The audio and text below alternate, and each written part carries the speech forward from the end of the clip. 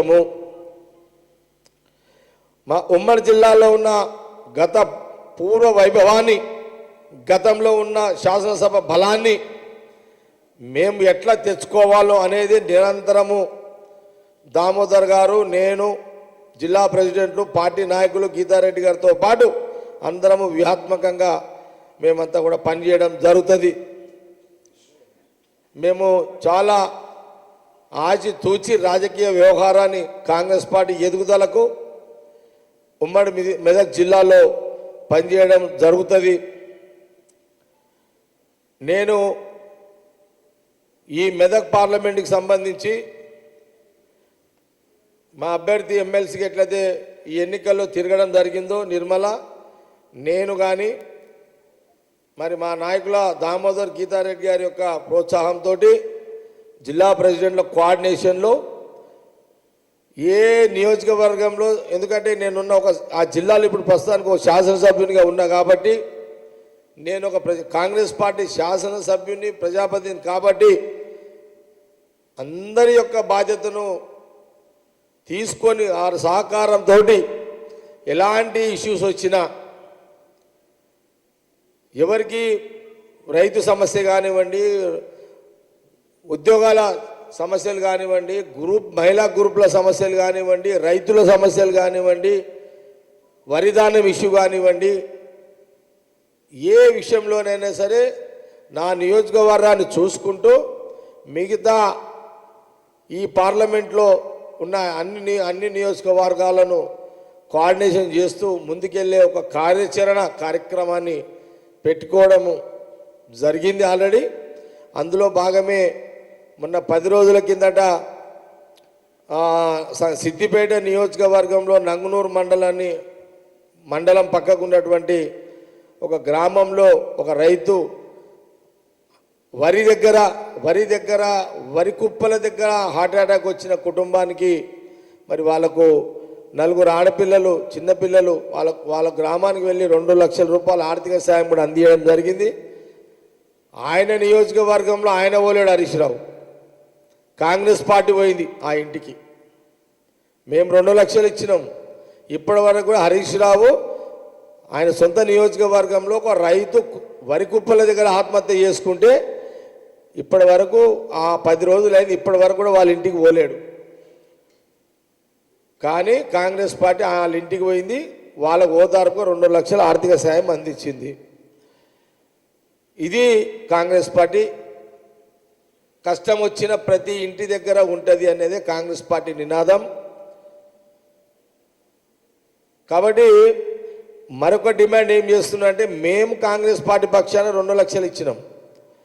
మంత్రిగా నువ్వు సిద్దిపేట నియోజకవర్గ ఆ గ్రామానికి నియోజకవర్గ ఎమ్మెల్యేగా, నువ్వు ఒక ఫైనాన్స్ మినిస్టర్గా, మీరు ఆ కుటుంబానికి నలుగురికి 5-20 లక్షలు, ఆమె బతకడానికి ఒక 25 లక్షల రూపాయలు ప్రభుత్వ పరంగా ఆ కుటుంబానికి ఆదుకోవాలని నేను మీడియా ద్వారా జిల్లా మంత్రి హరీష్ రావుని, ముఖ్యమంత్రి గారిని మీడియా ద్వారా తెలియజేస్తూ, చివరిగా ఈ ఎన్నికల్లో మేము కాంగ్రెస్ పార్టీ అభ్యర్థి పెట్టడం వల్ల 20 రోజులు ఒక రాజకీయ చర్చ జరిగింది. మా అభ్యర్థి వల్ల అనేక మంది సంతోషమైన దినాలుగా అందరు హ్యాపీగా ఎంజాయ్ చేసిర్రు. అది కాంగ్రెస్ పార్టీ క్రెడిట్. మాకు వాళ్ళు ఓట్లు లేకపోయినా మా వల్ల టీఆర్ఎస్ పార్టీ నాయకులకు, స్థానిక నాయకులకు వాళ్ళకు ఆ 15 రోజులు విలువలు ఇచ్చారు. కాబట్టి ఆ విలువలో ప్రధాన పాత్ర కాంగ్రెస్ పార్టీది అని ఆ పార్టీ నాయకులందరూ కూడా గమనించాలని నేను తెలియజేస్తూ సెలవు తీసుకుంటున్నాను.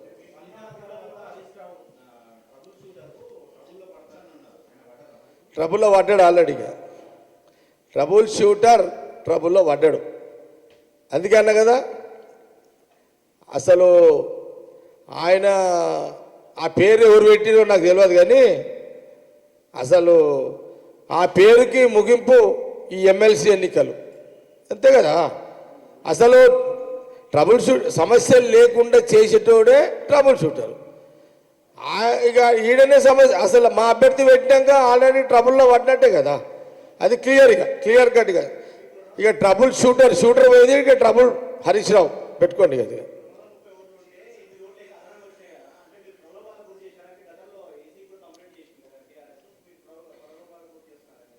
మీరు అడిగిన ప్రశ్న మంచి ప్రశ్న.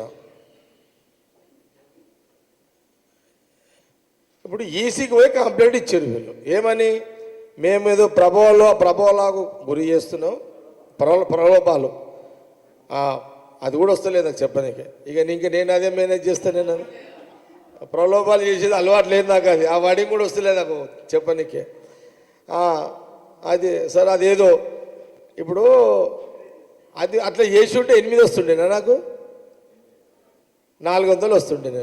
నేను ప్రలోభాలు చేసి ఉంటే 400 వస్తుండే నాకు. ఆ 400 ఎక్కడ నాకు వస్తాయనో క్యాంప్ పెట్టుకున్నాడు 10 రోజులు. యాడైనా మెదక్ జిల్లా ఎక్కడ, కుల్లు మనాలి ఎక్కడ, కుల్లు మనాలి దాకా తీసుకుపోయిండు. అంటే ఎంత భయం ఉంటే తీసుకుపోయిండు. ఇదే దమ్ముంటే హరీష్ రావుకి క్యాంపు పెట్టకుండా ఇదే జిల్లాలో మేము దమ్మున్నోళ్ళం, మేమే దమ్మున్నోళ్ళము.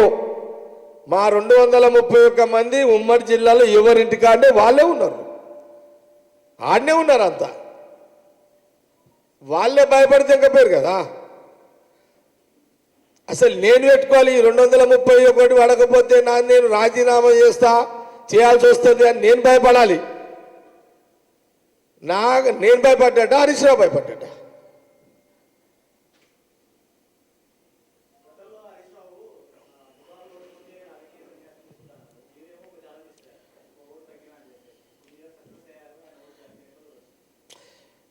మేమేమో మాట మనుషులము. జగ్గారెడ్డి ఎప్పుడు కూడా మాట మనిషే. మీడియా కూడా ఈరోజు ఒక్క ఓటు తక్కువ వచ్చినా ఈరోజు మీరు కూడా సంతోషంగా లేరు. ఎందుకంటే జగ్గారెడ్డికి ఒక్క ఓటు తక్కువ వచ్చినా ఈరోజు న్యూస్ పెద్ద వార్త. 229 వచ్చుంటే బ్రేకింగ్లు ఈరోజు.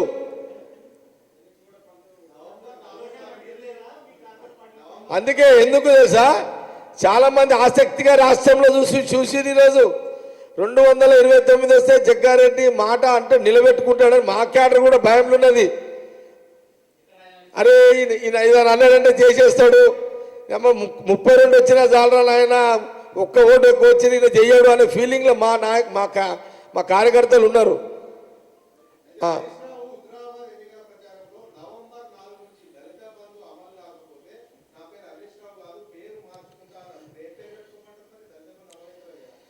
దళిత బంధు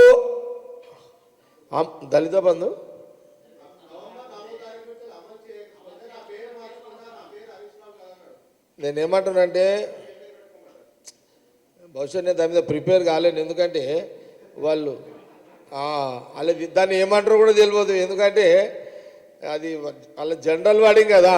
ఏది వాళ్ళు ఇది ఒక్కసారి అన్నది కాదు కదా, వాళ్ళ పుట్టుక కాడి నుంచి ఇవే డైలాగులు కొడుతున్నారు వాళ్ళు. అయినా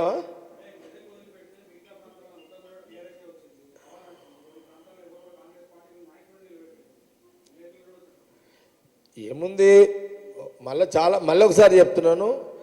కాంగ్రెస్ పార్టీ రాష్ట్ర గాంధీభవన్ వ్యవహారాలకు సంబంధించి, అంతర్గత విషయాలకు సంబంధించి నన్ను ఇప్పుడే కాదు ఎప్పుడు కూడా అడగకండి.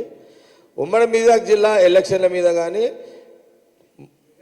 మీరు ఏదైనా అడగండి. మీరు అర్థం చేసుకుంటున్నారు.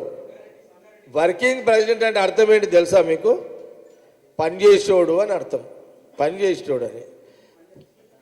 పీసీసీకే ఫుల్ పవర్స్ ఉంటాయి, యాద పెట్టుకోండి. మళ్ళీ చెప్తున్నా, ఎంటైర్ కాంగ్రెస్ పార్టీ నడిపించేది PCC president, decision maker PCC, not working president. Working president నిర్ణయం చేయడు. నన్ను దయచేసి కాంగ్రెస్ పార్టీ వ్యవహారాలు అడగకండి. ఎమ్మెల్సీ టీఆర్ఎస్ మీద అడిగేస్తుంటే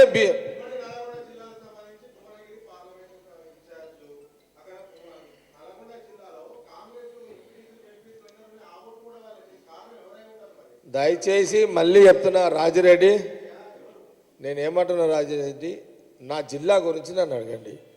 మిగతా జిల్లాల గురించి నన్ను అడిగి మీరు ఇబ్బంది పెట్టకండి. ఏదైనా టీఆర్ఎస్ సంగతి ఏమైనా ఉంటే అడగండి, బీజేపీల సంగతి ఉంటే అడుగుండి చెప్తాను నేను. ఇక అంతా మా జిల్లా చెప్తే కాదు ఇంకేముంది.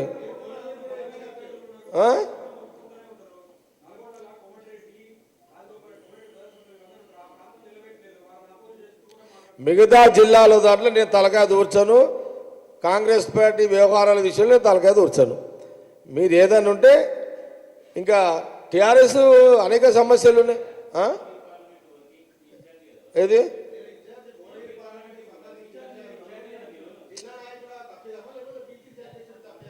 మీరు వినండి, ఇన్ఛార్జ్ అంటే అర్థం ఏంటి తెలుసా మీకు? ఇన్ఛార్జ్ అంటే రాయబారి.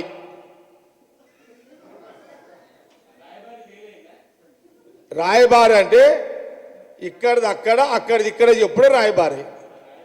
నేను అది చేసిన, ఆ జిల్లాది పీసీసీ చెప్పినా, పీసీసీ ఆ జిల్లాకి చెప్పిన. అది మనం కాదు, మన డిసిషన్ కాదు అది.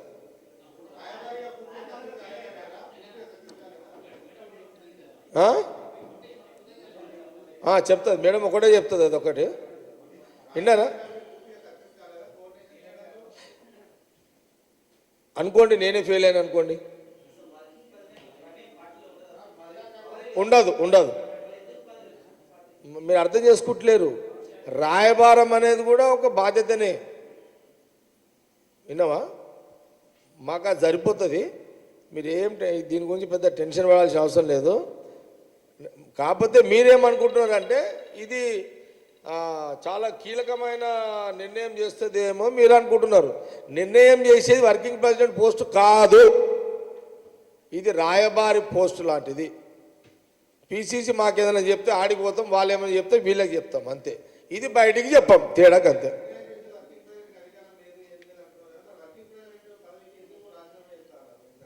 ఎవరు ఉన్నది కదా ఒక్కటే కదా, ఇక వేరే ఏమున్నాయి? నేను గవర్నమెంట్ ఉంటే మంత్రులు ఇంకేదైనా ఉంటే చేస్తాంటుంటి. అట్లా కాదు రాజిరెడ్డి, నేను ఇదో మీద గవర్నమెంట్లు ఉన్నానుకో చేస్తుంటే. ఇప్పుడు అపోజిషన్ వాళ్ళు నన్ను అడిగిరనుకో, ఎమ్మెల్యే కూడా రాజీనామా చేయని సిద్ధంగా ఉన్నావు అని అడిగిరనుకో, నేను దానికి చెప్తుంటే. ఇప్పుడు ఉన్న పోస్టు మీద నేను గదొక్కడే కదా, మీరు అడిగితేనే నేను చెప్పిన, నేను అంతా నేను చెప్పలే కదా, మీడియానే నన్ను అడిగింది. కాబట్టి దీంట్లో ఇంకేం పెద్ద పసలేదు. కాబట్టి ఇంకేదైనా వేరే డౌట్స్?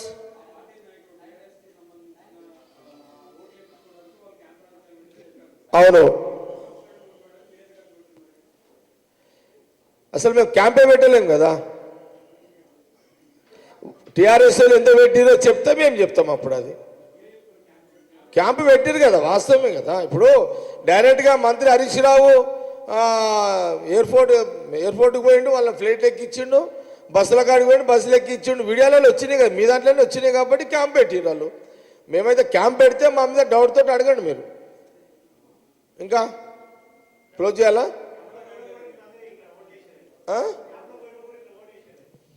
ఇంకొక మాట మీకు చెప్తా, ఇప్పుడు చెప్పా, నెక్స్ట్ ఎప్పుడైనా చెప్తా సందర్భం వచ్చినప్పుడు. రాజకీయంగా ఈ ఎమ్మెల్సీ ఎన్నికల్లో నా వ్యూహం నేను చేసిన. రాజకీయంగా ఆ జిల్లాలో హరీష్ రావు వ్యూహం ఆయన చేసిండు. ఈ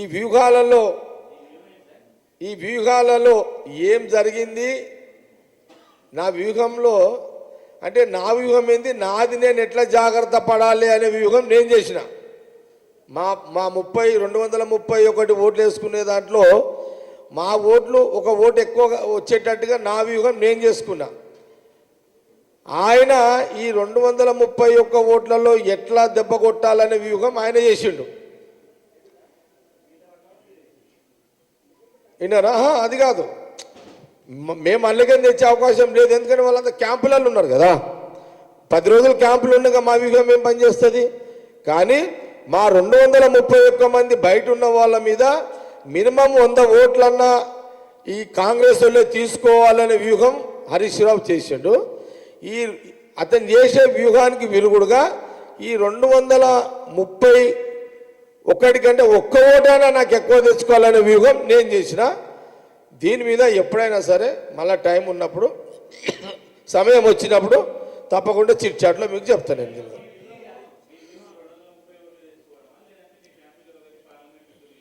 లేదు, నా వ్యూహము ఫస్ట్ కాంగ్రెస్ పార్టీ ఉమ్మడి మెదక్ జిల్లాలో ఉనికి ఉన్నదని చూపెట్టడానికే నా వ్యూహం. నా భార్యను పెట్టే దాంట్లో ఏంటంటే నా భార్యను నేను నమ్మొచ్చు. ఇప్పుడు అనుమానాలు ఉన్నాయి కదా, ఎవరు ఏ టైంలో స్లిప్ అవుతారో తెలుస్తలేదని. ఇప్పుడు నా భార్యన నిడిచిపెట్టిపోదు కదా, ఆ నమ్మకం మీద నేను ఆమె అభ్యర్థిని పెట్టినా. తేడాక అంతే, విన్నారా? ఇప్పుడు ఎవరు నమ్మేటట్టు లేదు కాబట్టి నా పిల్లలు నిలబెట్టిన, అది అంతే. ఇంకా వేరేది ఏం లేదు కదా దీంట్లో.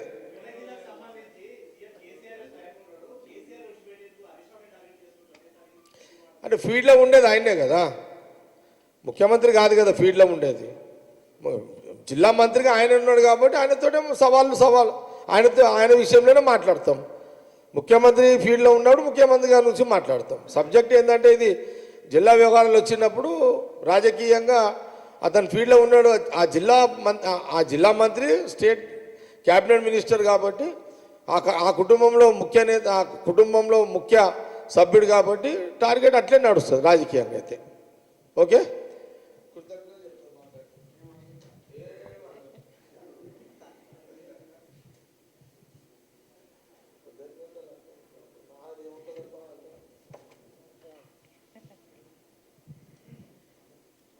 మరి ఈరోజు ఉమ్మడి మెదక్ జిల్లా స్థానిక సంస్థల ఎన్నికల్లో గెలవడం జరిగిందనే చెప్తున్నాను. ఎందుకంటే కాంగ్రెస్ పార్టీ నుంచి 231 ఓటు రావాలని జగ్గారెడ్డి గారు మరి సవాలు ఇచ్చినందుకు గెలుపుగానే మేము భావిస్తున్నాం. మరి టీఆర్ఎస్ పార్టీ వాళ్ళ సభ్యులు మరి వాళ్ళు గెలవాలని ప్రయత్నించారు. ఇది ఓటమి గెలుపు అనేది సహజమే ఎన్నికల్లో, మేము రెండింటిని కూడా స్వీకరిస్తున్నాం.